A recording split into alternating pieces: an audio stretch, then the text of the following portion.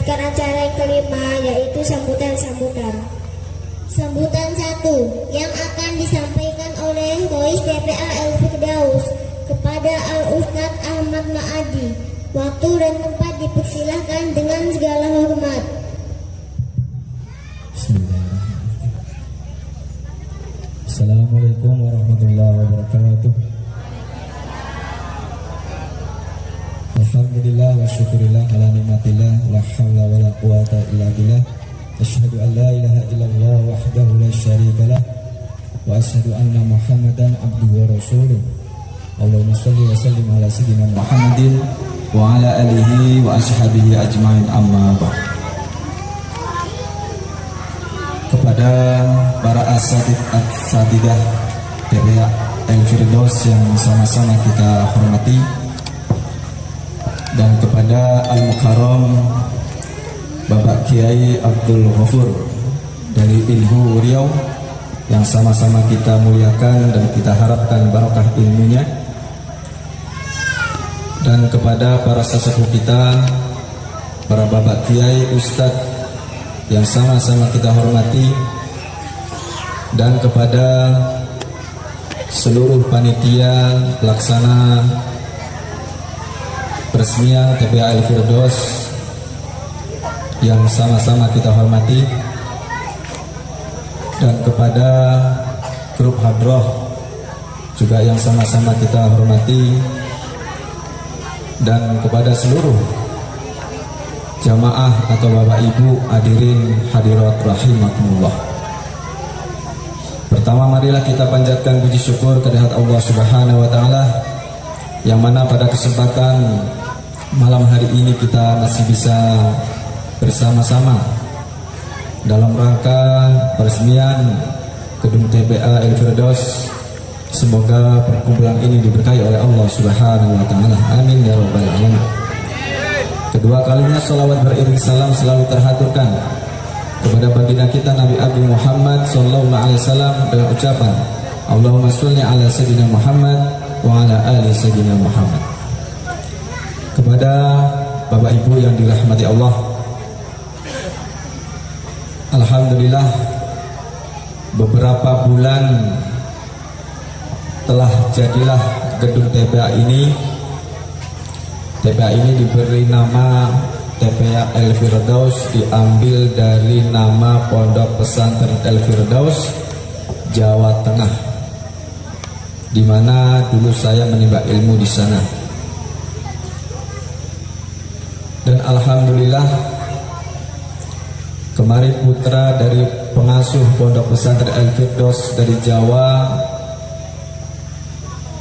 mampir ke sini silaturahmi sekaligus melihat gedung TPA. Alhamdulillah beliau mendoakan semoga TPA ini semakin berkah. Sebuah kebahagiaan, sebuah kesenangan yang sangat, di mana seorang santri didatangi oleh kiainya sendiri. Itu sebuah kesenangan yang luar biasa. Semoga dengan kedatangan beliau kemarin pada tanggal 10 bulan 3 membawakan keberkahan bagi kita semuanya di desa kita ini, khususnya TPA di sini, wabil khusus kepada anak didik kita semuanya. Amin ya rabbal alamin. Dan perlu Bapak Ibu ketahui bahwa TPA ini adalah gagasan dari pemerintahan, bahwasanya setiap musola atau masjid itu diperbolehkan membuat TPA. Sebelumnya belum boleh, tapi sekarang sudah ada surat izinnya. Setiap musola masjid yang ada anak-anak didiknya atau anak ngajinya itu boleh mendirikan TPA. Dulu saya mengajar anak-anak ngaji di musola. Setelah ada surat izin untuk membuat TPA, TPA itu masih numpang di musola. Nama musolanya adalah Musola Al-Awabi. Namun semakin jauh, semakin lama, yang tadinya saya mengajar ngaji hanya 10 anak, lama demi lama sampai sekarang kalau dihitung per anak ini malah banyak yang gak berangkat. Ada yang sakit, ada yang gak punya seragam, takut dimarahin, gak berangkat. Seragam hitam putih, gak punya kopiah hitam, gak berangkat. Nah, padahal itu cuma diharuskan saja, tidak wajib. Nah, ada yang pergi, keluar, dan lain sebagainya. Nah, kemudian tahun demi tahun semakin banyak sehingga musola ini tidak menampung banyaknya anak. Satu ruang itu menampung anak 73, sekarang 74. Kalau dihitung dari per anaknya. Kalau dihitung per kakaknya itu semuanya 68. Karena ada yang satu orang tua anaknya 3, 2 di ngaji di sini. Nah, kemudian saya mempunyai inisiatif ingin sekali menambah ruangan. Tidak ada maksud apa-apa, ingin menambah ruangan ini. Tujuannya adalah karena anak itu semakin banyak ngajinya sampai di teras musola. Ketika anak lain lewat itu terganggu. Ketika hujan kena percikan air, hujan semuanya masuk. Sehingga musola yang ukuran berapa itu? 67 ya, nggak salah. Jadi yang namanya anak banyak, ya jadi namanya guru itu terganggu sekali karena satu ruang itu gurunya 5 sekali ngaji di situ. Nah, makanya inisiatif saya ini memang belum dikabulkan beberapa tahun dahulu ya. Kemudian setelah ada dukungan dari wali murid, ada dukungan dari sebagian masyarakat, bahkan masyarakat Desa Butir Gajah, alhamdulillah mendukung semuanya. Kalau tidak mendukung nggak mungkin jadi. Oleh karena itu alhamdulillah sekarang sudah jadi, anak-anak bisa mengaji dengan nyaman. Di sini ngaji mulai dari jam 6:30 habis sholat maghrib sampai sholat isya jam 8.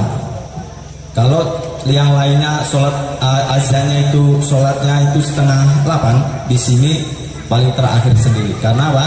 Karena tidak mengikuti jadwal azan, tapi karena memenuhi ajaran dari anak-anak tersebut. Sebab kalau waktunya sedikit, maka anak tersebut tidak bisa menerima pelajaran dengan semestinya atau sempurna. Oleh karena itu, kegiatan-kegiatan di sini bukan hanya maghrib mengaji saja. Kemudian saya ada inisiatif menambah kegiatan-kegiatan tersebut, yaitu salah satunya adalah pesantren kilat. Setiap seminggu sekali, alhamdulillah sudah berjalan beberapa bulan ini, bahkan sudah ada satu tahun lebih. Kalau dulu ketika TPA ini belum jadi, memang sudah ada, tapi hanya anak laki-laki saja, anak perempuan belum boleh. Ya, tapi karena ini sudah jadi, anak perempuan boleh menginap di sini. Anak lakinya di musola, mabit menginap. Apa yang diajarkan habis isya itu mempelajari materi-materi yang sudah ditentukan, seperti kitab-kitab yang saya ambil dari pesantren. Pertama kitab fikih, mulai juz 1 sampai juz 4 Mabadiul Fikih yang tadi sudah dibacakan oleh anak kita Said, itu Mabadi juz 2. Nanti setelah khatam Mabadi juz 2 lanjut ke juz 3, setelah 3 juz 4. Kemudian kitab akhlak, yaitu Tanbihul Muta'alim. Kemudian kitab akidah, yaitu Aqidatul Awam. Kemudian kitab sirah, sejarah Nabi dan sahabat, yaitu Nurul Yakin juz 1 sampai 3. Dan kitab-kitab lainnya yang saya ambil dari pesantren. Nah, di sini ya semua yang saya ajarkan, mulai dari Habib Isa itu materi-materi tersebut. Selain itu banyak lagi materi-materi yang kita ajarkan seperti khitobah, melatih anak agar bisa pidato, MC, sambutan dan sebagainya. Diklat ubudiyah, praktek wudu, sholat, ya, sholat jenazah, tayamum dan lain sebagainya. Ya, kemudian ada lagi di situ setelah materi selesai sampai jam 9 dan sampai jam 10 itu anak-anak belajar masak. Ada dapurnya di sana walaupun dapur kecil. Belajar masak, makan masakannya sendiri. Kayak seperti pesantren, jadi persis kayak pesantren saya didik seperti itu. Nah, setelah masak makan bersama, ya, kemudian jam 11 atau jam setengah 11 wajib tidur. Wajib tidur kan Pak? Karena nanti jam setengah 3 bangun sholat tahajud, sholat witir. Habis itu nanti istirahat lagi, siap-siap untuk sholat subuh. Habis sholat subuh di situ ada materi ngaji, kadang ngaji tahsin, kadang ngaji kitab juga, ya, dan lain sebagainya. Kemudian habis itu beres bersih-bersih. Nah, setelah bersih-bersih kemudian sholat duha. Habis sholat duha baru boleh pulang. Kalau belum sholat duha belum boleh pulang. Alhamdulillah sudah berjalan ya hampir setahun lebih. Walaupun masih walaupun masih ada anak yang bolos-bolos. Pasti alhamdulillah masih ada anak yang mau mabit pesantren kilat di sini. Nah, kemudian selain itu banyak kegiatan-kegiatan lain seperti 1 bulan itu gotong royong melatih anak agar bisa bersatu, ya, bisa mempunyai jiwa sosial yang banyak, yang lebih, ya, karena banyak sekarang orang yang jiwa sosialnya itu kurang. Ada tetangganya gotong royong, dia tidak pernah nampak. Nah, disinilah dididik anak kita setiap bulan sekali untuk gotong royong. Kemudian setahun sekali, kemarin sudah 1 kali ziarah makam wali setiap tahun sekali. Tapi tahun ini tidak terlaksana karena keadaan seperti ini. Nah, itu Pak ya. Nah, kemudian kegiatan-kegiatan tersebut Pak, itu untuk melatih anak-anak kita. Ketika anak kita nanti mau melanjutkan pendidikan yang lebih tinggi, ya, di situ sudah tidak terkejut lagi, ya, karena sudah dilatih di sini, nginap di sini dan seterusnya. Nah, agar terlatih. Bahkan di sini setiap malam Senin, malam Rabu, malam Kamis, Sabtu, nah itu Jumat libur, Minggu libur karena pesantren kilat, sama Selasa libur. Itu ada kursus bahasa Arab plus nahwu dan sorofnya, yaitu kursus bahasa Arab pemula, nahwu sorof pemula, dan yang kita ajarkan agar ketika anak kita nanti ke pesantren sudah tidak asing lagi dengan pelajaran bahasa Arab, nahwu dan sorof. Nah, itu Bu ya. Jadi anak-anak ibu yang belum tahu ya, jadi setiap malam Senin, malam Rabu, Kamis, kemudian Sabtu itu ada kursus bahasa Arab, nahwu dan sorofnya di sini. Kemudian di sini juga ada dilatih tilawah, qiraah, tartil juga dilatih juga. Cuma sampai sekarang yang belum terwujud itu hadroh. Hadroh itu mahal alatnya, maka belum terwujud di sini. Seandainya sudah alatnya, insya Allah dilatih. Nah, itulah kegiatan-kegiatan ini bukan hanya makin mengaji, tapi ada kegiatan ekstrakurikuler lainnya. Ya, mari sama-sama Pak Bu ya, kita sibukkan anak-anak kita tentang ilmu agama Bu. Memang pelajaran-pelajaran yang di sini itu semuanya itu tidak dari depak, tidak ada yang dari depak, makanya tidak ada ujian. Ya, beda kalau pelajaran bukunya itu dari depak, yaitu kurikulumnya dari depak. Nah, itu ada ujiannya. Setelah ujian ada ijazah. Nah, kalau anak-anak ibu ingin mendapatkan ijazah agar mudah nanti ketika masuk SMP ditanya ijazah MDA, masuk MTS ditanya ijazah madrasah, apalagi nanti masuk ke pesantren ditanya ijazah madrasah, maka mari sama-sama jika kita mempunyai anak, mempunyai cucu, kita sekolahkan anak kita ke madrasah MDTA yang alamatnya di Jalur 6 dekat masjid. Nah, kemudian setelah sekolah di sana jam 2 sampai jam 5:30 maghribnya ke sini ngaji atau di tempat-tempat lain. Jangan sampai anak kita udah nggak MDA, maghrib nggak mengaji, mau jadi apa, Bu?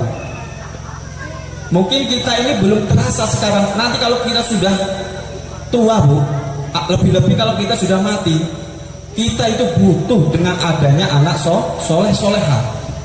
Kita mungkin sekarang belum terasa. Terasa nanti kalau sudah tua, udah mati, itu butuh sekali dengan adanya anak soleh-soleh. Seandainya kita mempunyai anak 3, 5, ya setidak-tidaknya dari 5 itu ada yang soleh atau soleha. Ya kalau 5 nggak ada yang soleh, bagaimana, siapa yang akan mendoakan kita? Ya, baca Quran nggak bisa.